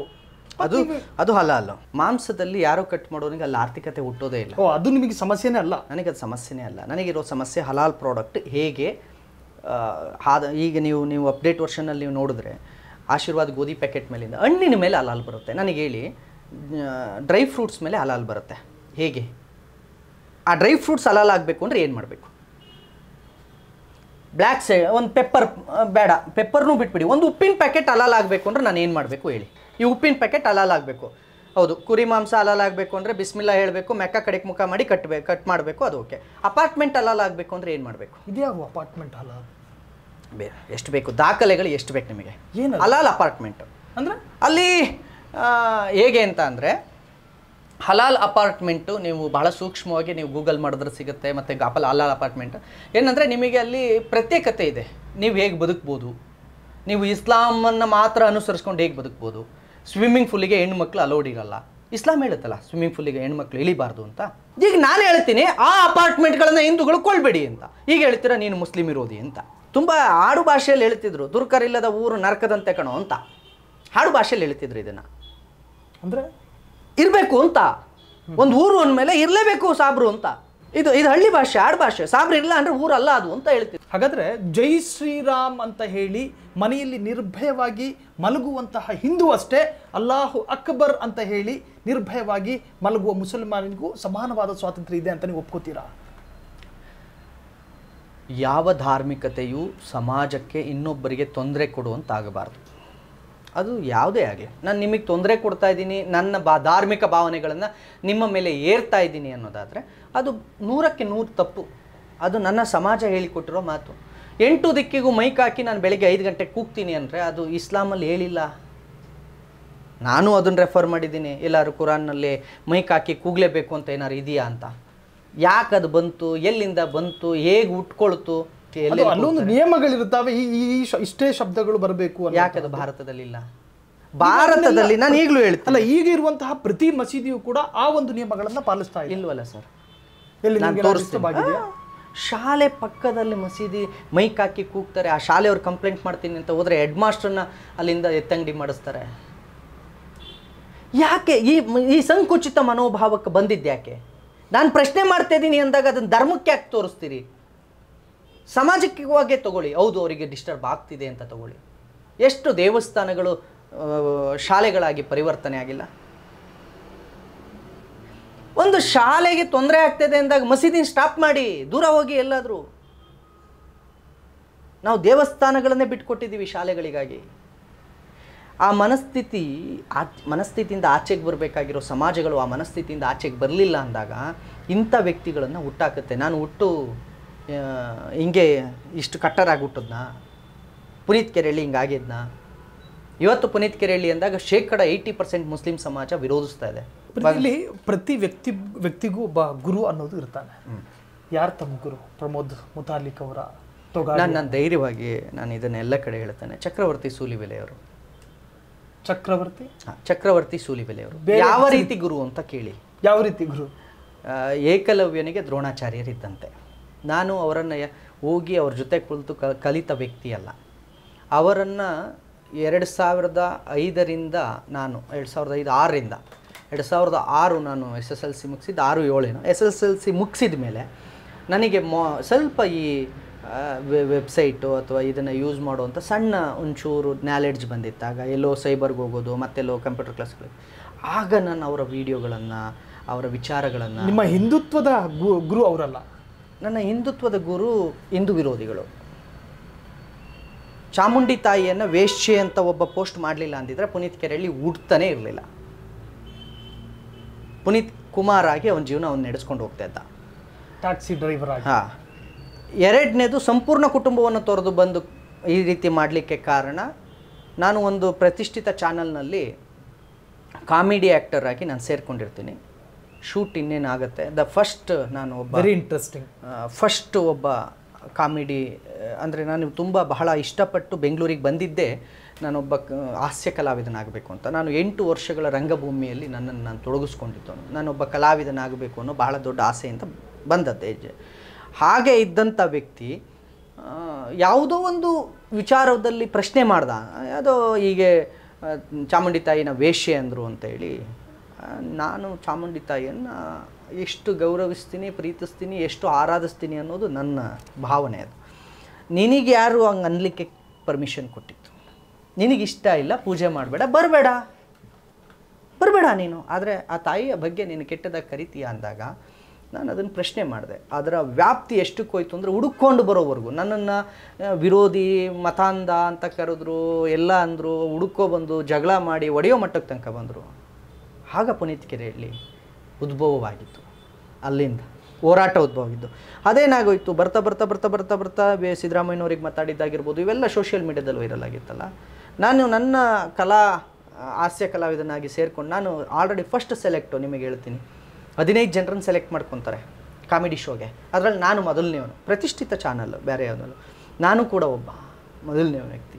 ಚೆನ್ನಾಗಿ ಮಾಡ್ತಾಯಿರ್ತೀನಿ. ಎಲ್ಲೋ ಈ ವಿಡಿಯೋ ವೈರಲ್ ಆಗಿ ನಾನು ಒಬ್ಬ ಇವನು ಒಂದು ಕೋಮುಗೆ ಸಂಬಂಧಪಟ್ಟಂತ ಮಾತಾಡ್ತಾನಪ್ಪ, ಇವನು ಬಂದರೆ ಸುಮ್ಮನೆ ನಮಗೆ ಬೇರೆ ಏನಾದರೂ ಕಾಂಟ್ರವರ್ಸಿ ಆಗ್ಬೋದು ಅಂತೇಳಿ ನನ್ನನ್ನು ತೆಗೀತಾರೆ. ಪುನೀತ್ ಕೆರೆಹಳ್ಳಿಯ ಮೇಲೆ ಎಷ್ಟು ಕೇಸ್ಗಳಿದೆ? 27. ಸಂಕಟ ಆಗಲ್ವೇ? ಏನಕ್ಕೆ ಸಂಕಟ? ಸದಾ ಕಾರಾಗೃಹ, ಕತ್ತಲೆ ಕೋಣೆ. ಏನು ತೊಂದರೆ ಇಲ್ಲ. ಸಮಾಜ ಪ್ರೀತಿಸ್ತಿದೆ, ಸಮಾಜಕ್ಕೋಸ್ಕರ ಇದ್ದೀವಿ. ನೀವು ಭವಿಷ್ಯದಲ್ಲಿ ಯಾವತ್ತಾದ್ರೂ ನಿಮ್ಗೊಂದು 50-60 ವರ್ಷ ಆದಾಗ ಈ ಕೇಸುಗಳೆಲ್ಲ ಹಾಗೆ ಇರುತ್ತೆ ಅಂತ ಅನ್ಕೊಂಡಿದ್ದೀರಾ? ಬನ್ನಿ ಮುಸ್ತಫಾ ಅವರೇ, ನೀವು ಇರ್ತೀರಿ, ನಾವು ಇರ್ತೀವಿ, ಬನ್ನಿ. ನಿಮಗೆ ಅರಿವಿದೆಯಾ ನಿಮ್ಮ ಮಕ್ಕಳು ಒಂದು ಲೆವೆಲ್ಗೆ ನಮ್ಮ ಮಕ್ಕಳೆಲ್ಲಿ ಬರ್ತಾರೆ? ಒಂದು ಲೆವೆಲ್ಗೆ ಬಂದಾಗ ಎಲ್ಲಿದ್ದಾರೆ ನಮ್ಮ ಮಕ್ಕಳು? ಎಲ್ಲಿದ್ದಾರೆ? ಮದುವೆ ಆಗಿಲ್ಲ. ಎಲ್ಲಿ ಮದುವೆ? ನಮಗೇನಕ್ಕೆ ಮದುವೆ? ಈ ಪ್ರಶ್ನೆನ ನಾಳೆ ಏನಾದರೂ ವಿಡಿಯೋ ಹೋದಾಗ ಕಾಮೆಂಟ್ಗಳು ಬರುತ್ತೆ, ಪುನೀತ್ ಕೆರೆಹಳ್ಳಿಗೆ ಹುಡುಗಿ ಯಾಕೆ ಕೊಡಲ್ಲ ಅಂದ್ರೆ ಅವನು ಸದಾ ಜೈಲಲ್ಲಿ ಇರ್ತಾನೆ. ಆಸ್ತಿನ ಇಷ್ಟೇ ನೋಡಿ, ಇಲ್ಲಿದೆ FIRಗಳು, ಇಷ್ಟು FIRಗಳಿದೆ. ಇವೆಲ್ಲ FIRಗಳು 27 ಕೇಸು ಅನ್ನಲ್ಲ, ಅವೆಲ್ಲ FIRಗಳು, ಚಾರ್ಜ್ ಶೀಟ್ಗಳು, FIRಗಳು ಇದೆ, ಎಲ್ಲ ಇದ್ದಾವೆ. ಆರಾಮಾಗಿ ಇವ್ನು ನೋಡ್ಕೊಂಡು ಓದ್ಕೊಂಡು ಕೂತ್ಕೊಳ್ಳುತ್ತೆ. ಅದೇ ನನ್ನ ಆಸ್ತಿ, ಈ ಕೇಸುಗಳು. ಇನ್ನೊಂದು, ತಂದೆಯ ಬೆಂಬಲದ ಜೊತೆ ತಾಯಿಯ ಅಷ್ಟೇ ವಿರೋಧ ಇದೆ ಅಂತ ಒಂದು ಮಾತಿದೆ. ಛೇ, ತಂದೆ ಬೆಂಬಲಕ್ಕಿಂತ ತಾಯಿ ಬೆಂಬಲ ಚೆನ್ನಾಗಿದೆ. ಅವ್ರಿಗೆ ಒಂದು ಬೇಜಾರೇನು ನನ್ನ ತಂದೆ ತಾಯಿಗೆ ಅಂದರೆ, ಮದುವೆ ಆಗಬೇಕಿತ್ತು ಅಂತ. ಆದರೆ 2 ದೋಣಿ ಅದು.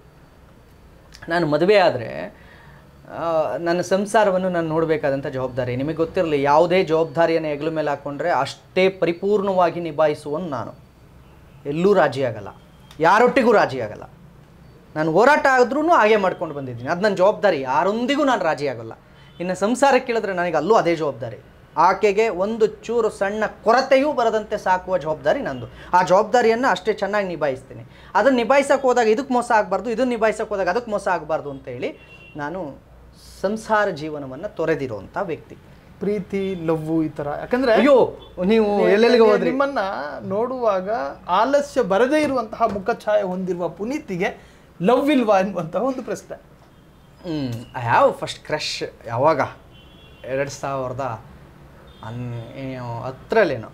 11ರಲ್ಲಿ ನನಗೆ ಕ್ರಶ್ ಇದ್ದಿದ್ದು ನಿಜ. 2 ಲೈನ್ ಅಲ್ಲ, 2 ಸೈಡ್ ಅಲ್ಲ, 1 ಸೈಡ್ ಕ್ರಶ್ ಇದ್ದಿದ್ದು ನಿಜ. ಆ ಕಾಲಘಟ್ಟವೇ ಹೊರಟೋಯ್ತದು. ಆ ಕಾಲಘಟ್ಟದಲ್ಲಿ ನೀವು ಈಗ 16 ವರ್ಷದ ಹಿಂದಿನದ್ದನ್ನು ಕೇಳಿದ್ರೆ ಈಗ ಎಲ್ಲಿ ಹೇಳಿ ನನಗೆ ಅದಾಯಿತು. ಅದಾದಮೇಲೆ ವಿನಾಕಾರಣ 2013ರಲ್ಲಿ ನಾನು ಯಾವುದೋ ಒಂದು ಸಣ್ಣ ಮಾಡದ ತಪ್ಪಿಗೆ ಜೀವನವನ್ನು ಕಟ್ಟಿಕೊಳ್ಳೋದಕ್ಕೆ ಬಂದ ಬೆಂಗಳೂರಿಗೆ, ಪುನೀತ್ ಕೆರೆಹಳ್ಳಿ ಜೀವನವನ್ನು ಕಟ್ಟಿಕೊಳ್ಳೋದಕ್ಕೆ ಅಂತ ಬಂದಾಗ ಅಲ್ಲಿ ಯಾವುದೋ ಅನಾವಶ್ಯಕವಾಗಿ ನನ್ನನ್ನು ಸಂಪೂರ್ಣವಾಗಿ ಬೇರೆ ಕಡೆಗೆ ಇದು ಮಾಡಿ ನನ್ನ ಜೀವನವನ್ನು ಕೊಲಾಪ್ಸ್ ಮಾಡ್ತದೆ. ಅಂದರೆ ಬೆಂಗಳೂರಿಗೆ ಬರೋ ನಾನು ಬಹಳ ಎಚ್ಚರಿಕೆಯನ್ನು ಹುಡುಗರಿಗೆ ಕೊಡೋದು ಏನಂದರೆ, ಬೆಂಗಳೂರಿಗೆ ಆರಂಭದಲ್ಲಿ ಬರ್ತಿರಲ್ಲ, ಬರೋವಂಥ ಹುಡುಗರುಗಳು ಎಲ್ಲಿದ್ದೀವಿ, ಯಾವ ಏರಿಯಾಗಳಲ್ಲಿದ್ದೀವಿ, ಅಲ್ಲಿ ನಮ್ಮ ಸುತ್ತ ಏನು ನಡೀತಿದೆ ಅನ್ನೋದನ್ನು ಬಹಳ ಸೂಕ್ಷ್ಮವಾಗಿ ಗಮನಿಸಬೇಕು. ನಿಮಗೆ ಗೊತ್ತಿಲ್ಲದೆ ನೀವು ನಿಮ್ಮ ಸುತ್ತ ಬೇರೆ ಘಟನೆಗಳು ನಡೀತಾ ಇದ್ದರೆ ನೀವು ಬಲಿಪಶು ಆಗ್ತೀರಾ. ಅದೇ ರೀತಿ ನಾನು ಆಗ ಬಲಿಪಶು ಆಗಿ ನಾನು ಆ ವಿಚಾರದಿಂದ ಆಚೆಗೆ ಬರೋದ್ರೊಳಗೆ ಆಕೆಗೆ ಮದುವೆ ಆಗಿತ್ತು. ನೋಡಿ, ಜೀವನದ ಟರ್ನಿಂಗ್ ಪಾಯಿಂಟ್ಗಳು. ಅಕಸ್ಮಾತ್ ನನಗೆ ಆ ಘಟನೆ ನಡೀಲಿಲ್ಲ ಅಂದಿದ್ದಿದ್ರೆ ನಾನು ಆಕೆ ಜೊತೆ ಮದುವೆಯಾಗಿ ಚೆನ್ನಾಗಿರ್ತಿದ್ದೆ. ಅಲ್ಲ, ಈಗ ನೀವು ಈ ಸನ್ನಿವೇಶ ಹೇಳಬೇಕಾದ್ರೆ ಅಲ್ಲೂ ಕೋಮುವಾದ ಇದೆ ಅನ್ಕೋತಾರೆ, ಅದನ್ನು ಬಿಡಿಸಿ ಹೇಳಿ. ಕೋಮುವಾದ ಅಲ್ಲ, ನಾನು ಸ್ಟಾರ್ಟಿಂಗ್ ಬಂದು ಕ್ಯಾಟ್ರಿಂಗ್ ಕೆಲಸಕ್ಕೆ ಸೇರಿಕೊಂಡೆ ಬೆಂಗಳೂರಿಗೆ ಬಂದು. ಅಂದರೆ ನಾನು ಹಾಸ್ಯ ಕಲಾವಿದ ಆಗಬೇಕು ಅಂತ ಏನೋದೆ. ಪಾರ್ಟ್ ಟೈಮ್ ಆಗಿ ನಾವು ಎಲ್ಲೆಲ್ಲಿ ಕೆಲಸ ಸಿಗುತ್ತೋ ಅಲ್ಲೆಲ್ಲ ಹೋಗೋದು, ಬಡಿಸೋದು. ವಿಲ್ಸನ್ ಮ್ಯಾನರು, ಲೀ ಮೆರಿಡಿಯನ್ನು, ಆಮೇಲೆ ಬ್ರಿಗೇಡು. ನಿಮಗೆ ಬ್ರಿಗೇಡ್ ಗೆಟ್ವೇ ಗೊತ್ತಿರಬೇಕಲ್ಲ, ಬ್ರಿಗೇಡ್ನ ಎಲ್ಲ ಕಡೆ ನಾನು ಹೋಗ್ತಿದ್ದೆ. ಈಗಲೂ ಹೋಗಿ ಕೇಳಿ, ಎಷ್ಟು ಪ್ರೀತಿಯಿಂದ ನೋಡ್ಕೊಳ್ಳೋರು ಅಂತ ಅಂದರೆ ಅಷ್ಟು ಪ್ರೀತಿಯಿಂದ ನೋಡ್ಕೊಳ್ಳೋರು. ಅಲ್ಲೆಲ್ಲ ನಾವು ಕ್ಯಾಟ್ರಿಂಗ್ ವ್ಯವಸ್ಥೆ ಮಾಡ್ತಾಯಿದ್ವಿ. ಹಂಗೆ ಬಂದು ಇಲ್ಲಿ ವುಡ್ರೋಸ್ ಅಂತ ಇದೆ. ವುಡ್ರೋಸಲ್ಲಂತೂ ನನಗೆ ಅದೊಂದು ಮನೆ ಥರ ಅನ್ನಿಸ್ಬಿಟ್ಟಿತ್ತು. ಎಂಟೈರ್ ನೀವು ಈಗ ಹೋಗಲ್ಲಿ ಯಾರನ್ನೇ ಕೇಳಿದ್ರು ಕೂಡ ಅಷ್ಟೇ ಪ್ರೀತಿಯಿಂದ ಪುನೀತ್ ಅಂದರೆ ಸಾಕು. ಅವರಿಗೆ ಪುನೀತ್ ಕೆರೆಹಳ್ಳಿ ಗೊತ್ತಿಲ್ಲ, ಪುನೀತ್ ಕುಮಾರ್ ಗೊತ್ತು. ಪುನೀತ, ಓಡಿಸಿ ಪುನೀತ ಅಂತ ನನಗಿದ್ದಿದ್ದು. ಓಡಿಸಿ ಪುನೀತ್. ಓಡಿಸಿ ಅಂದರೆ 1 ಡೇ ಕ್ಯಾಟ್ರಿಂಗ್ ಬಾಯ್ಸ್. ನಾನು ಆ ಒಂದು ದಿನಕ್ಕೆ ಕ್ಯಾಟ್ರಿಂಗ್ ಕೆಲಸಕ್ಕೆ ಹೋಗ್ತಿದ್ದೆ. ಯಾವುದೋ ಕಾರ್ಯಕ್ರಮ ಫಂಕ್ಷನ್ಸ್ ಇದೆ ಅಂದರೆ ಓಡೋಗೋದು, ಬಡಿಸೋದು, ದುಡ್ಡು. ಆ ಫೀಲ್ಡ್ ಹೇಗಿತ್ತು ಅಂದರೆ ನಾನು ತುಂಬ ಚೆನ್ನಾಗಿ ಅದನ್ನು ಲೀಡ್ ಮಾಡ್ತಾಯಿದ್ದೆ. ಹೀಗಿದ್ದಾಗ ನಮಗೆ ಒಂದು ಆರ್ಡ್ರ್ ಬರುತ್ತೆ. ನಾಗರಾಜು ಅಂತ ಹೇಳಿ ಅವರು ಕ್ಯಾಟ್ರಿಂಗ್ನವರು. ಆ ಆರ್ಡ್ರು ನನಗೆ ಕೊಡೋಕೆ ಹೇಳ್ತಾರೆ. ನಾನು ಟೋಪಿವಾಲಾ ಸಿನಿಮಾನ ನೋಡ್ತಾ ಇರ್ತೀನಿ. ಎಲ್ಲಿ? ಈ ಸಿದ್ದೇಶ್ವರ ಟ್ಯಾಕೀಸ್ನಲ್ಲಿ. ವುಡ್ರೋಸ್ ಅನ್ನೋದು ಬ್ರಿಗೇಡ್ ಮಿಲೇನಿಯಮಲ್ಲಿ ವುಡ್ರೋಸ್ ಕ್ಲಬ್ಬು. ಅಲ್ಲಿಂದ ಮುಗಿಸ್ಕೊಬಂದು ನಾನು ನನ್ನ ಸ್ನೇಹಿತ ಶರತ್ ಅಂತ ಹೇಳಿ ನಾವು ಟೋಪಿವಾಲಾ ಸಿನಿಮಾ ನೋಡ್ತೀವಿ. ಶರತ್ ಬಾ ನಮ್ಮ ರೂಮಿಗೆ ಅಂತ ಕರೆದ. ನಾನು ಹೋಗಲಿಲ್ಲ. ನಾನು ಬಿರಿಯಾನಿ ಆರ್ಡರ್ ಕೊಡಬೇಕು ಅಂತ ಅಲ್ಲಿಂದ ಓಡ್ತೀನಿ. ಬಿರಿಯಾನಿ ತಗೊಂಡು ಹೋದರೆ, ಅದಕ್ಕೆ ನಾನು ಭಾಳ ಹೇಳೋದು, ಆ ಸೂಕ್ಷ್ಮತೆ ನಮಗೆ ಅವತ್ತೂ ಕೂಡ ಅನ್ನಿಸ್ಲಿಲ್ಲ. ಅದು ಒಂದು ರೇವ್ ಪಾರ್ಟಿ ಥರ ಮಾಡ್ಕೊಂಡಂಥ ಪಾರ್ಟಿ ಅದು. ಅಲ್ಲಿ ಸೇರ್ಕೊಂಡಿದ್ದವರೆಲ್ಲ ದಂಧೆ ನಡೆಸುವಂಥ ವ್ಯಕ್ತಿಗಳು. ಅವತ್ತು ಏನೋ ಒಂದು ಪಾರ್ಟಿ ನಡೆಸ್ತಿದ್ರು, ಆ ಪಾರ್ಟಿಗೆ ಆರ್ಡ್ರ್ ಮಾಡಿದರು. 2013 ಘಟನೆ ಹೇಳ್ತಾ ಇರೋದು. 2013 ನಾನಿನ್ನೂ ಸಣ್ಣ ನೋಡಿ, ಮೀಸೆ ಕೂಡ ಬಂದಿರಲಿಲ್ಲ ನನಗೆ. ಆಗ ದುಡಿಬೇಕು. ಅಪ್ಪ ಅಮ್ಮ ಇಬ್ಬರು ಆಸ್ಪತ್ರೆಯಲ್ಲಿದ್ದಾರೆ, ಇಬ್ಬರಿಗೂ ಆಪ್ರೇಷನ್ ಆಗಿತ್ತು. ಹಾಸನದ ಮಿಷಿನ್ ಆಸ್ಪತ್ರೆಯಲ್ಲಿ ಇಬ್ಬರಿಗೂ ಆಪ್ರೇಷನ್ ಆಗಿತ್ತು. ಆ ಸಮಯದಲ್ಲಿ ನಾನು ಡೇ ನೈಟ್ ನಾನು ಕೆಲಸ ಮಾಡ್ತಿದ್ದೆ. ಎಲ್ಲೋ 1000 ರೂಪಾಯಿ ಸಿಗುತ್ತೆ, ಆ ಬಿರಿಯಾನಿ ತೊಗೊಂಡೋಗಿ ಕೊಟ್ಟರೆ ನಮಗೆ ತಗೊಂಡೋಗೋ ದುಡ್ಡು, ಅಲ್ಲಿ ಸರ್ವಿಸ್ ಮಾಡಿದ್ದು, ಬರ್ತಕ್ಕಂಥ ಟಿಪ್ಸು ಎಲ್ಲ ಸೇರಿ 1-1.5 ರೂಪಾಯಿ ತನಕ ದುಡಿಮೆ. ಓಡೋಗಿ ತೊಗೊಂಡು ಸುಲ್ತಾನ್ ಪಾಳ್ಯದೊಳಗಡೆ, ನಿಮ್ಮ ಇದರಿಂದ ಆರ್ ಟಿ ನಗರ ಒಳಗಡೆ ಸುಲ್ತಾನ್ ಪಾಳ್ಯ ಅಂತ ಬರುತ್ತೆ, ಅಲ್ಲಿ ಆರ್ಡ್ರ್ ಮಾಡಿದರು. ಒಂದು ಅಪಾರ್ಟ್ಮೆಂಟ್ ಥರ ತೊಗೊಂಡೋಗಿ ಕೊಟ್ವಿ. ಗುಲಾಬ್ ಜಾಮೂನು, ಬಿರಿಯಾನಿ, ಆಮೇಲೆ ರೈತ, ಅದಕ್ಕೆ ರೈತ ಆರ್ಡ್ರ್ ಮಾಡಿದ್ರು. ತೊಗೊಂಡೋದ್ವಿ. ಗುಲಾಬ್ ಜಾಮೂನ್, ರೈತ 3 ತೊಗೊಂಡೋದ್ವಿ. ನಾನು ಇನ್ನೊಬ್ಬ ಪಾಪ ರವಿ ಅಂತ ಹೇಳಿರಿ, ಅವನಿಗೆ ಕಾಲು ಕುಂಟ, ಅವನು ನನಗೆ ಅದು ಭಾವುಕನಾಗ್ಬಿಡ್ತೀನಿ. ಅದು ಹೇಳಿ. ಬೇಸರ ಏನಂದರೆ ಅವ್ನು ನನ್ನ ಜೊತೆ ಕೆಲ್ಸಕ್ಕೆ ಬರ್ತಿದ್ದು, ಅವ್ನು ಕರ್ಕೊಂಡು ಹೋದೆ ಬಾ ಅಂತ. ನನಗೆ ಅವನ ಜೀವನವನ್ನು ಇವತ್ತು ನಾನೇ ಹಾಳು ಮಾಡೋದನ್ನ ಅನಿಸುತ್ತೆ. ಅವನು ಹಣ ಬಂದ, ನನ್ನ ಅಷ್ಟು ಪ್ರೀತಿಸೋನು, ನನ್ನ ಜೊತೆಗೆ ಬಂದ. ಅವನು ಕರ್ಕೊಂಡು ಹೋದ್ವಿ, ಬಡಿಸಿ ಎಲ್ಲ ಆಯಿತು. ಹೊರಗಡೆಯಿಂದ ಲಾಕ್ ಆಯಿತು ಡೋರು. ನಾವು ಬಡಿಸಿ ಇನ್ನೇನು ಹೊರಡಬೇಕು, 11:30 ಟೈಮು ನಾವು ಹೊರಡಬೇಕು. ಲಾಕ್ ಆಯಿತು ಹೊರಗಡೆಯಿಂದ. ಯಾವ ಕಾರಣಕ್ಕೆ ಲಾಕ್ ಮಾಡಿ ಕಳ್ತಿದ್ದಾರೆ ಅಂತಲೂ ಗೊತ್ತಿಲ್ಲ. ಇವರೆಲ್ಲ ಯಾರು ಅಂತಲೂ ಗೊತ್ತಿಲ್ಲ ನಮಗೆ ಆ ಕ್ಷಣಕ್ಕೆ. ಅವ್ರು ಲಾಕ್ ಮಾಡಿ ಅವ್ರ ಹತ್ರ ಏನೋ ಬಿಸ್ನೆಸ್ ಮಾತಾಡ್ತಿದ್ದಾರೆ. ಇವರು ನಿತ್ಯ ದಂಧೆ ನಡೆಸೋರಾಗಿರೋದ್ರಿಂದ ಅವ್ರಿಗೇನೋ ಮಾಮೂಲಿ ಕೊಡಬೇಕು ರೌಡಿಗಳಿಗೆ. ಇವ್ರು ಕೊಟ್ಟಿಲ್ಲ, ಹೊರಗಡೆಯಿಂದ ಲಾಕ್ ಮಾಡಿದ್ದಾರೆ. ಇಲ್ಲಿ ನಾನು, ರವಿ ಮತ್ತು ಇನ್ನೊಬ್ಬ ಪುನೀತ 3 ಜನ ಒಳಗೆ ಕುಂತ್ಕೊಂಡಿವಿ ವಿತ್ ಕ್ಯಾಟ್ರಿಂಗ್ ಡ್ರೆಸ್ಸು. ನಮ್ಮ ಹತ್ರ ವೈಟ್ ಬೋ ಹಾಕಿ, ವೈಟ್ ಶರ್ಟ್ ಹಾಕಿ, ಪ್ಯಾಂಟ್ ವಿತ್ ಸ್ಪೂನ್ ಸಮೇತ ನಾವಿದ್ದೀವಿ. ನಿಮಗೆ ಗೊತ್ತಾ, ಆ ಕೇಸ್ನಲ್ಲಿ ಒಬ್ಬ ಪ್ರತಿಷ್ಠಿತ ಮಾಧ್ಯಮ ಪತ್ರಕರ್ತನೂ ಕೂಡ ಅಲ್ಲಿದ್ದರು. ಇವತ್ತು ಗೊತ್ತು, ಮಾತಾಡೋಕ್ಕೆ ಹೋಗಲ್ಲ, ಇರಲಿ, ಎಲ್ಲರಿಗೂ ಗೊತ್ತು. ಅದಾದಮೇಲೆ ಅವರು ಆ ಮಾಮೂಲಿ ಕೊಡಲಿಲ್ಲ ಅನ್ನೋ ಕಾರಣಕ್ಕೆ ಅಲ್ಲಿ ಪೊಲೀಸ್ನವ್ರು ಕರೆಸಿ, ಆ್ಯಕ್ಚುಲಿ ಅವರೆಲ್ಲ ಒಂದೇ ವೃತ್ತಿ ಮಾಡ್ತಾ ಇದ್ದವರು. ಅವತ್ತಲ್ಲೇನೂ ನಡೀತಿರ್ಲಿಲ್ಲ. ಅವತ್ತು ಅವ್ರದ್ದೆಲ್ಲ ಸೇರಿ ಒಂದು ಪಾರ್ಟಿ ಮಾಡ್ಕೊಳ್ತಾಯಿದ್ರು. ಅವ್ರು ಕೊಟ್ಟಿಲ್ಲ ಅನ್ನೋ ಕಾರಣಕ್ಕೆ ಅಲ್ಲಿಗೆ ಪೊಲೀಸ್ನವ್ರನ್ನ ಕರೆಸ್ಕೊಂಡ್ರು. ಅದಾಯಿತು, ಅಲ್ಲಿಂದ ಹೋದರು. ಬೆಳಗಿನ ಜಾವ 2 ಗಂಟೆ. ನಾವು ವಿಡಿಯೋ ಎಲ್ಲ ಮಾಡ್ಕೊಂಡಿದ್ದಾರೆ. ಸರ್ ನೋಡಿ, ವಿಡಿಯೋ ಇದೆ, ನಾವಿದ್ದೀವಿ, ಅದರಲ್ಲಿ ಏನಿಲ್ಲ. ಅವ್ರು ಯಾರ್ಯಾರನ್ನೋ ಪ್ರತಿಷ್ಠಿತರನ್ನ ಆಚೆಗೆ ಬಿಡೋದಕ್ಕೆ ನಮ್ಮಿಬ್ಬರು ಆ ಅಂಗವಿಕಲ ಅವನನ್ನು ನಾನು ಕರ್ಕೊಂಡೋಗಿ ಅವನ ಜೀವನವನ್ನು ನಾನೇ ಹಾಳು ಮಾಡೋದನ್ನ ಅಂತ ಬೇಜಾರಾಗುತ್ತೆ. ಅವನು ನಾನು ಏನೂ ಗೊತ್ತಿಲ್ಲ, ಪೊಲೀಸ್ ಅಂದರೆ ಗೊತ್ತಿಲ್ಲ, ಕೇಸ್ ಅಂದರೆ ಗೊತ್ತಿಲ್ಲ. ಅವತ್ತು ತಗೊಂಡೋಗಿ DJ ಹಳ್ಳಿ ಪೊಲೀಸ್ ಸ್ಟೇಷನಲ್ಲಿ ಕೂರಿಸ್ಕೊಂಡು ಬೆಳಗ್ಗೆ ನಮ್ಮ ಮೇಲೆ ಕೇಸ್ ಹಾಕಿ, ಅವ್ರನ್ನೆಲ್ಲ ಬಿಟ್ಟು ನಮ್ಮನ್ನು ಹಿಡ್ಕೊಂಡು ನಮ್ಮ 3 ಜನದ ಮೇಲೆ ಕೇಸ್ ಹಾಕಿ, ನಮ್ಮ 3 ಜನದ ಜೊತೆ ಅವ್ರು ಯಾರೋ ಇನ್ನಿಬ್ಬರನ್ನ ಸೇರಿಸಿ ಅವ್ರ ಜೊತೆ ಮಾಡಿ ಅದನ್ನು ತಗೊಂಡೋಗಿ ಇದರಲ್ಲಿ ಕೋರ್ಟಲ್ಲಿ ನಮ್ಮನ್ನು ಪ್ರೊಡ್ಯೂಸ್ ಮಾಡಿ, ನಮಗೆ ಗೊತ್ತಿಲ್ಲ 48 ದಿನಗಳ ಕಾಲ ಬೇಲ್ ತೊಗೋಬೇಕು ಅಂತ ಗೊತ್ತಿಲ್ಲ ಮುಸ್ತಫಾ ಅವರೇ ನಮಗೆ. ಇವತ್ತು ಕೇಸ್ ಅಂದರೆ ನಾನೇ ವಾದ ಮಾಡ್ಕೊಂಡು 2 ಕೇಸಲ್ಲಿ ಇವತ್ತು ನಾನು ವಾದ ಮಾಡ್ಕೊಂಡು ಆಚೆಗೆ ಬಂದಿದ್ದೀನಿ. ನನಗೆ ಲಾಯರ್ ಬೇಡ ಅಂತೇಳಿ ನನ್ನ ಕೇಸನ್ನು ನಾನು ವಾದ ಮಾಡ್ಕೊಂಡಿದ್ದೀನಿ. ಅವತ್ತು ನಮ್ಮನ್ನು ಅರೆಸ್ಟ್ ಮಾಡಿದ್ದಾರೆ, ನಾವು ಬೇಲ್ ತೊಗೋಬೇಕು ಅಂತ ಗೊತ್ತಿಲ್ಲ. ನಮ್ಮದು ತೀರ್ಮಾನ ಆಗುತ್ತೇನೋ, ಜಡ್ಜ್ ಕರೀತಾರೇನೋ, ಅವ್ರ ಮುಂದೆ ನಾನು ಹಿಂಗೆ ಹೇಳ್ಬೇಕು ಅಂತ ಸುಮ್ಮನೆ ಕುಂತೀವಿ. ಆಮೇಲೆ ಜೈಲರೇ ಯಾರೋ ಕರೆದು ಏನಾಯ್ತು ನಿಮ್ದು, ಯಾಕೆ ಹೆಂಗಿದ್ದೀರಾ ಅಂತ ಹೇಳಿ ಅವರೇನೋ ಮಾಡಿ ಅಲ್ಲಿ ಕತೆ ಅಪ್ಪಾ ಭಯಂಕರ. ಆ 48 ದಿನಗಳ ಕಾಲ ಕರ್ಮಕಾಂಡ ಅನುಭವಿಸ್ಬಿಟ್ಟಿದ್ದೀನಿ ನಾನು. ಅಲ್ಲಿಂದ ಆಚೆಗೆ ಆಮೇಲೆ ಕೋರ್ಟ್ ನಮ್ಮನ್ನು ಅಕ್ಯೂಟ್ ಮಾಡ್ತು. ನಾನು ಇವತ್ತಿಗೂ ಹೇಳ್ತೀನಿ, ಆ ಕೇಸ್ನಲ್ಲಿ ನಮ್ಮನ್ನು ಅಕ್ಯೂಟ್ ಮಾಡಿದ್ದು, ನಿರಪರಾಧಿ ಅಂತ ಹೇಳಿ ಬಿಡುಗಡೆ ಮಾಡಿದ್ದಲ್ಲ. ಆ ಕೇಸಿಗೂ ನಮಗೂ ಸಂಬಂಧ ಇಲ್ಲ ಅಂತ ಅಕ್ಯೂಟ್ ಮಾಡ್ತು. ಇದನ್ನೇ ನಾನು ಎಲ್ರಿಗೂ ಬಿಡಿಸಿ ಹೇಳ್ತಾ ಇರೋದು. ಕೇಸಿನ ತೀರ್ಪು ನಮಗೆ ಸಾಕ್ಷಿ ಆಧಾರಗಳಿಲ್ಲ ಅಂತ ಬಿಡೋದು ಬೇರೆ, ಸಾಕ್ಷಿ ಆಧಾರ ಇಲ್ಲ ನಿಮ್ಮ ಮೇಲೆ, ಸರಿಯಾದ ಸಾಕ್ಷಿಗಳು ಇಲ್ಲದೆ ನಿಮ್ಮನ್ನು ಬಿಡ್ತೀನಿ ಅನ್ನೋದು ಬೇರೆ, ಅಥವಾ ನಿಮ್ಮನ್ನು ನಿರಪರಾಧಿ ಅಂತ ಹೇಳ್ತೀನಿ ಅನ್ನೋದು ಬೇರೆ. ಆದರೆ ಈ ಕೇಸಿಗೂ ನಿಮಗೆ ಸಂಬಂಧನೇ ಇಲ್ಲ ಅಂತ ನಿಮ್ಮನ್ನು ಅಕ್ಯೂಟ್ ಮಾಡೋದು ಬೇರೆ. ನಾವು ಆ ರೀತಿ ಆ ಕೇಸಿಂದ ಅಕ್ಯೂಟ್ ಆಗಿ ಬಂದವರು ನಾನು ಆ ವಿಚಾರದಲ್ಲಿ ಅವರಿಬ್ಬರಿಗೂ ನಾನು ಕ್ಷಮೆ ಕೇಳ್ತೀನಿ. ಯಾಕೆಂದರೆ ಪಾಪ ಅದರಲ್ಲಿ ಒಬ್ಬ ವ್ಯಕ್ತಿ ಪುನೀತ್ ಅನ್ನೋನು ಇನ್ನೊಬ್ಬ ಮದುವೆ ಆದ, ಚೆನ್ನಾಗಿದ್ದಾನೆ. ಇವನಿಗೆ ಮದುವೆನೇ ಆಗಲಿಲ್ಲ ಕೊನೆಗೆ, ನಾನು ಕೇಸ್ ಮುಗಿಯೋವರೆಗೂ. ಈ ಮಧ್ಯದಲ್ಲಿ ನನ್ನ ಆ ಲವ್ ಮಣ್ಣು ಮುಚ್ಕೊಂಡೋಯ್ತು. ನನ್ನ ಜೀವನ ಕಟ್ಕೋಬೇಕಾದ ಜೀವನ ಹಾಳಾಗೋಯ್ತು. ಯಾರಿಂದ? ಪೊಲೀಸ್ನವರಿಂದ. ಇವತ್ತಿಗೂ ನಾನು ಅವ್ರಿಗೆ ಚಾಲೆಂಜ್ ಮಾಡ್ತೀನಿ, ಯಾಕೆ ಅವತ್ತು ಆ 3 ಜನ ಯುವಕರ ಜೀವನವನ್ನು ಹಾಳು ಮಾಡಿದ್ರಿ? ಗೊತ್ತಿರಲಿಲ್ವ ನಿಮಗೆ? ಗೊತ್ತಿತ್ತು. ಯಾರನ್ನೋ ಹೆಂಜಲ ಕಾಸಿಗೆ ಯಾರನ್ನೋ ಬಿಡೋದಕ್ಕೋಸ್ಕರ ನಮ್ಮನ್ನು ಅದರೊಳಗೆ ಸಿಗಿಸಿ ನಮ್ಮನ್ನು ಹಾಳು ಮಾಡಿದ್ರಿ. ಕತೆ ಇದೆ, ಎವಿಡೆನ್ಸ್ ಸಮೇತ ಇದೆ. ಅದನ್ನು ಕೇಳೋರು ಯಾರು? ಮುಸ್ತಫಾ ಅವರಿಗೆ ಅದು ಯಾರಿಗೆ ಬೇಕಾಗಿದೆ? ಹಿಂದೆ ಹಿಂದೂಸ್ತಾನ್ ಗೋಲ್ಡ್ ಕಂಪ್ನಿಗೆ ಬನ್ನಿ. ತಾವು ಅಡ ಇಟ್ಟಿರೋ ಚಿನ್ನವನ್ನ ತಕ್ಷಣ ಬಿಡಿಸಿ ಇಂದಿನ ಆನ್ಲೈನ್ ಬೆಲೆಗೆ ಕೊಂಡ್ಕೊಂಡು ಕೂಡಲೇ ಬಾಕಿ ಹಣನ ನಿಮ್ ಕೈ ಕೊಡ್ತಾರೆ. ನಿಮ್ಮ ಕನಸಿನ ಸಾಕಾರಕ್ಕೆ ಜೊತೆ ಆಗ್ತಾರೆ. ಹಿಂದೂಸ್ತಾನ್ ಗೋಲ್ಡ್ ಕಂಪನಿ, ಇದು ನಿಮ್ಮ ಕಂಪನಿ ಅಲ್ಲ, ನಮ್ಮೆಲ್ಲರ company. Hindustan gold company, it's your company.